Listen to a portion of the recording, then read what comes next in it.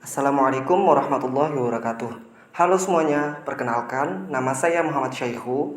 Di sini saya bersama dengan kedua orang teman saya, yaitu Rafli Fitrah Ramadan dan juga Siti Fauziah. Kami bertiga berasal dari kelompok 4. Jadi di sini kami akan mempresentasikan bagaimana sih cara menerapkan solusi routing dinamis yang efektif pada sebuah jaringan yang terdiri dari 3 jaringan WAN dan 3 jaringan LAN untuk memastikan komunikasi data yang lancar dan efisien. Nah, pertama-tama mari kita mengenal apa sih itu routing dari dinamis. Jadi, routing dinamis adalah metode pengaturan jalur data pada jaringan yang secara otomatis beradaptasi dengan perubahan topologi dan kondisi jaringan. Jadi, protokol routing dinamis seperti OSPF memungkinkan rute yang fleksibel dan efisien untuk memastikan komunikasi data yang lancar. Sehingga fungsi dan kegunaan dari routing dinamis yaitu dapat mengoptimalkan penggunaan sumber daya jaringan dan meningkatkan ketahanan jaringan terhadap kegagalan. Nah, selanjutnya mari kita belajar bagaimana sih cara mengkonfigurasi jaringan WAN. Berikut ini adalah cara untuk mengkonfigurasi jaringan dari WAN. Cara yang pertama yaitu masing-masing jaringan WAN terhubung menggunakan router yang mendukung protokol routing dinamis.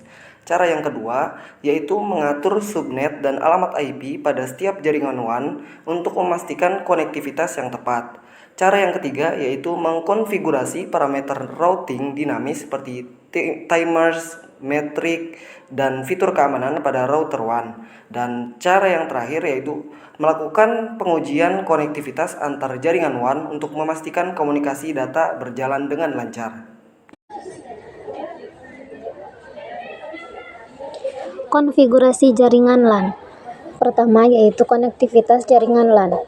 Setiap jaringan LAN terhubung melalui switch yang terintegrasi dengan router WAN untuk memastikan konektivitas. Yang kedua yaitu optimalisasi sumber daya. Mengatur VLAN, subnet, dan alamat IP pada setiap jaringan LAN untuk mengoptimalkan alokasi sumber daya. Yang terakhir yaitu keamanan jaringan. Mengkonfigurasi fitur-fitur keamanan pada switch LAN untuk melindungi jaringan internal dari ancaman eksternal.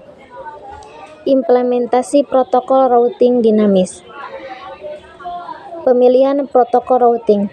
Memilih protokol routing yang sesuai seperti OSPF untuk jaringan WAN dan EIGRP untuk jaringan LAN berdasarkan karakteristik dan kebutuhan masing-masing jaringan.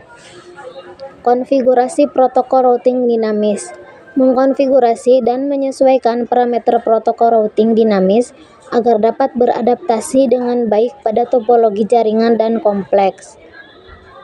Troubleshooting routing dinamis. Analisis log router dan switch. Menganalisis log router dan switch untuk mengidentifikasi masalah konektivitas, seperti error pada protokol atau fluktuasi metrik routing. Validasi konfigurasi jaringan. Melakukan pengujian dan validasi konfigurasi jaringan termasuk integrasi antara jaringan WAN dan LAN untuk memastikan routing dinamis berjalan sesuai rancangan. Analisis performa jaringan. Pantau penggunaan bandwidth. Memantau penggunaan bandwidth pada setiap jaringan WAN dan LAN untuk mengidentifikasi titik kemacetan. Yang kedua yaitu analisis tren lalu lintas. Menganalisis tren lalu lintas data untuk memprediksi kebutuhan kapasitas jaringan di masa mendatang. Yang ketiga ada ukur latensi dan paket loss. Mengukur latensi dan paket loss guna memastikan kualitas layanan yang optimal. Dan yang terakhir ada evaluasi statistik routing.